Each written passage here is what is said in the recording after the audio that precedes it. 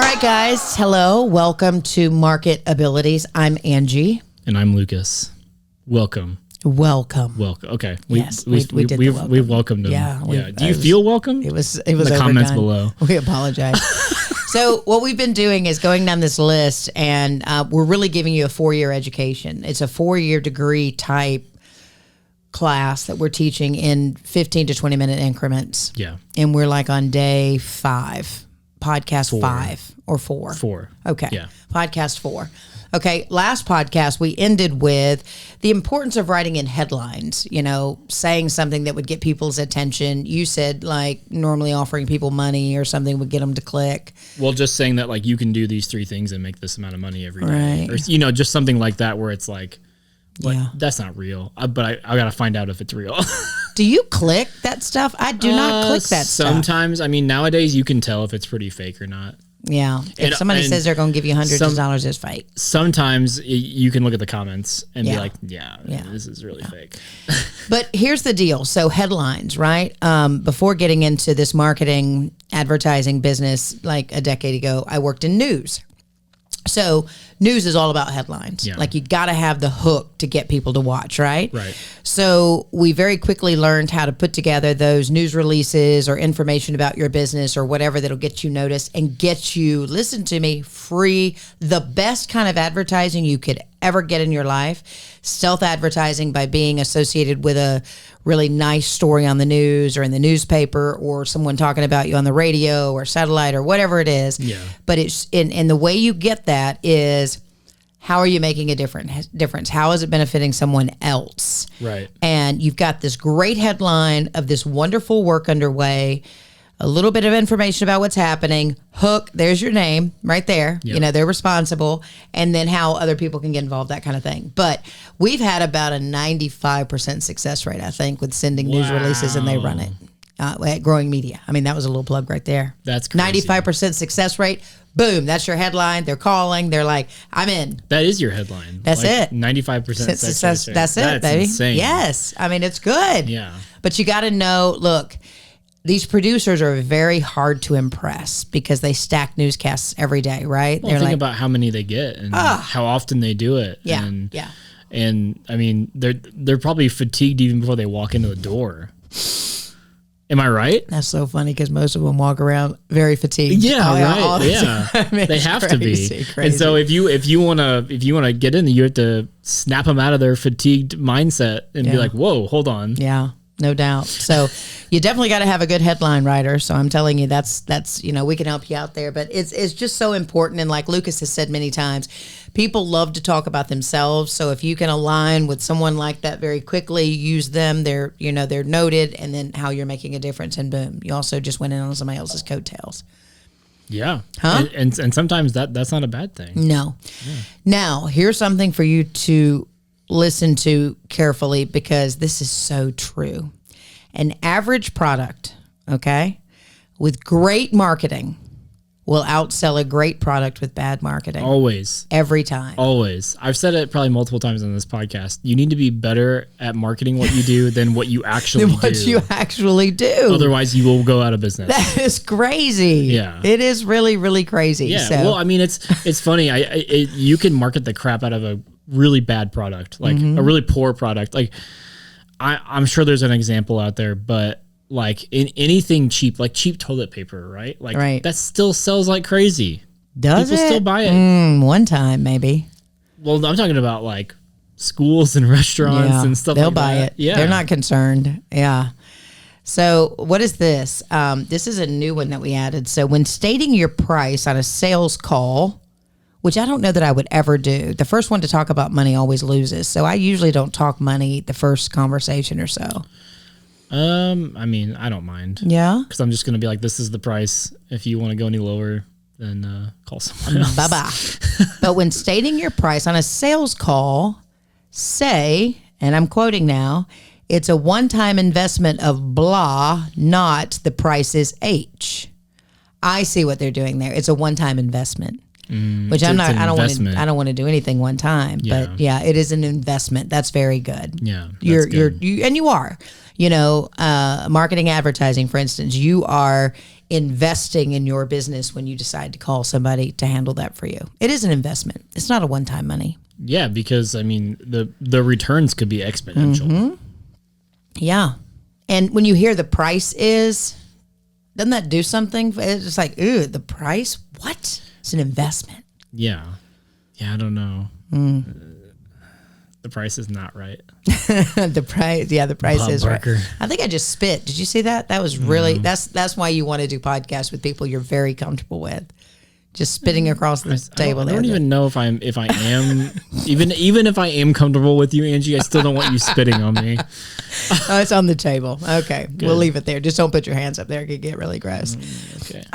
Okay. So here we go. I don't know how you guys feel, but in any business, how do you feel about the sales call? What is the sales call to you? That just sounds bad to me. Yeah, I like I don't really like it when they call it sales call. Like people have often called it like a discovery call or an opportunity call. Oh, I kind of like discovery or opportunity. Yeah, because it's like discovery is like, hey, there's no commitment. We're trying to figure out like if we're a good fit for each other. Like we're discovering if this is going to work. Have you talked to our team about that? Like, that's a good word for No, I don't think I have. Please do that. Yeah, that's calling to discover. And then opportunity call is like, if you already know you're a good fit, that there's been some vetting done before, then you're like, this is an opportunity call for you to see if it, like how good of an opportunity and if it's worth it for you, Yeah, because that's a beast. I mean, truly, I don't even care if you have a great offer. If you're a terrible salesperson and you can't, if you can't spin those really flowery words like that, you're not going to get the attention of many people. Yeah. The opportunity and discovery call. I like that. Yeah, because if you say, hey, let's book a sales call, they're going to be like, hold on, I don't want to talk to you. Like, I don't want to be sold to. Yeah. But you book a discovery call where you're asking much questions, making sure that it's a good fit, and asking basically, this is a pretty good hack, but ask questions in a way to where people are basically providing their own answers for whenever you ask them I've done that for why years. they should have that opportunity. So it's like, you'll be like, so what are you struggling with most today in your marketing? And they'll be like, oh, well, I don't have enough video content or whatever. And then you just write it down. You're like, oh, okay, cool. Yeah, I totally get that. I understand. And then you go on and like, well, what's the best thing? And just move past it. Right. Yeah. But just know that you're taking notes. And then by the end of the call, you can be like, well, you're doing great here, and maybe give them a tip or two, and then be like, hey, I can take your videos from this to that 100% for, this amount. Do you want to do that right now? I like it. You just solved their solution that they literally just told you about 5 minutes ago. I think the craziest thing that I heard years and years and years ago, this was a walk-in. Like I walked in, it was a cold call. And, I don't like those days. Let me tell you how I like to get business. I like to get business because somebody else has told somebody else about what we did and they called us. And I'm like, yeah, we can help you. Those are the best. It doesn't happen enough. No. It does not happen enough. Okay, listen to this. I'm going to put this somewhere that I can just look at it every day, because this right here is everything, guys. How many of us say we want to become wealthy, right? How do you do it? Everybody. They sell it all the time. They make millions trying to tell you that they're going to show you how to be wealthy every day, and they're just getting wealthier. But you become wealthy by becoming valuable, which makes sense. Right. Then becoming scarce. Yep. Dude, everybody wants it. They can't get it. I know. Yeah. That's because if no one can replace you, like what you do, then you can charge whatever you want, and you can't get it. So okay, it's like, what's a good example of like everybody wanted it, and then all of a sudden you couldn't find it, or you wanted to work with this particular person, and then dang it, you found out they're not taking new clients or something. Right. You know what I mean? And then they're like, well, I'll pay double, I'll pay triple, whatever. Yeah. That happens. Yeah, that's why people like do like coaching, like one-on-one coaching. Like, so like they'll sell a product or something like that, and or a digital product or something, but then they'll be like, hey, I'm offering one-on-one coaching, and they'll be like, yeah, it's $10,000 a month, and you get 2 phone calls with me a month, and each phone call is an hour. Who do they think they are? But if people are like, I want the success that you have, and I have the money to invest in that, then it's a no-brainer, because it's like they will help me with my exact issues and tell me the exact thing that I need to do twice a month to fix my business and hopefully 10x it, right? So it's like, so I mean, if you invest $120,000 a month into coaching, but then you end up making $2 million, that was worth it.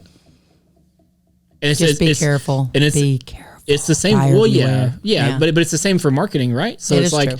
It's like you're investing, was to say $10,000 in us, right? And if you was $120,000 a year, that's great.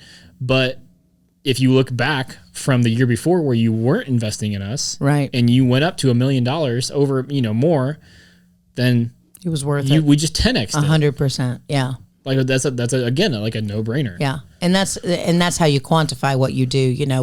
We know we've grown industries and businesses to certain points, and you have to do that, because then their investment into you doesn't really matter so much to them anymore. They're like, here's my anticipated outcome. Yeah. So that's a really good thing. I like that. The other thing that you guys have got to consider, I don't know what your business is, but you hear this all the time. The market isn't necessarily saturated. Your offer or your product just sucks. Yep. That's horrible. Yeah. It's so true. People are like, oh, it's saturated. No, it's not. You just don't have anything anybody wants. Yeah, that's actually true. I was listening to someone the other day. He was talking about social media, and he's like, yeah, a lot of people blame the algorithm for social media. He's algorithm. Like, your content just sucks. Yeah. He's like, it's not the algorithm. He's like, it hasn't been for a while. And I was like, oh no, he's going to make so many people mad. Wow. I mean, guys, that's the hardest thing you ever have to do is look inward and say, could it be me? Could it be my product? Could it be my service? And that's a huge lesson, is that you need to be okay with that. You do. You need to be okay with, like, okay, what I'm doing sucks, but I can do it differently and do it better because someone else has. Yeah. So if someone else has done it, you can do it. Right. Like, it doesn't, there's no reason why you can't progress and get better and have a growth mindset. Absolutely. Yeah. And sometimes it's just a small pivot. It's just, we love that word here. It's like, don't be afraid to make that little pivot, that little adjustment, to get in the lane you need to be in.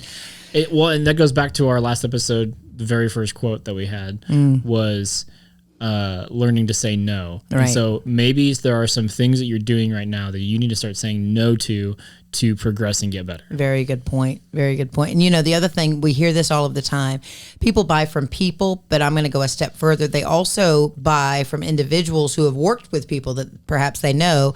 And of late, it's been brought to my attention, something we don't do very well and we need to, the testimonial, and not just the written testimonial, but visuals. We're a video production company. And do you know how often we turn the camera on people to say, how'd we do for you? Or what do you think about the service? Yeah. And that is so important, guys. I know that even last week I had a business owner. He said, would you mind leaving me a Google review? And I'm like, I'm happy to do it. Yeah. He looked it up on my phone at that point. He goes, here you go. Do it. Like right then. And I was happy to do it. But man, the power of a video testimonial. So that's something to think about in your business. And we can help you do that. Just get that person, especially if they're a well-known person, recorded and put it all over the place, because if they do business with you, you'll probably want to do business with you. Yeah, absolutely. Did you see what I did there? Yeah. The video production. That was good. Yeah. And you need someone to film those videos. You totally do. Because you want it to be high quality. Yeah. You don't want to do it with your iPhone. So you want to give us a call, definitely. MediaMarketing.com. That's it. I'm a little tired. Like, I feel like we've been at the university too long. So we're just going to put a little pin in it right there. You like that? Yeah. But I would encourage you guys to write a lot of these down. If there's one that like specifically resonates with you, write it down, look at it every day, read it to yourself, and go into the new year, because we're breaching on 2024. I think this episode will be out like the week before 2024. Oh, what? Yeah, I think so. Well, I'm sorry, guys. We didn't graduate this year. Maybe next year we'll graduate, okay? But it's cool. I think we're going to start the new year off on some of these incredible quotes that, that can remind you kind of why you're trying new things, because everybody's going to try something new. Right? Yeah. So sometimes, and we found this out today on the other side of the house, the Spiel. We had some great guests on. So if you haven't watched that show, please feel free to do that. You can learn more about the show at spielon.com, SPIELON.com. But it's simplifying. I really didn't like that. You remember they used to say KISS, keep it simple. Stupid. I don't know. That's not nice to say that word. but it is so spot on when you simplify things. It just makes so much sense. And I think in this world, we've really tried to complicate things and ideas and businesses. And when if we just get back to the basics and recognize the small stuff, man, it's good. It is good. Life is exactly good. Yeah. All right. Well, thank you so much for watching. And I think that's going to do it for today, class. That's it. All right. See ya. See ya. Bye.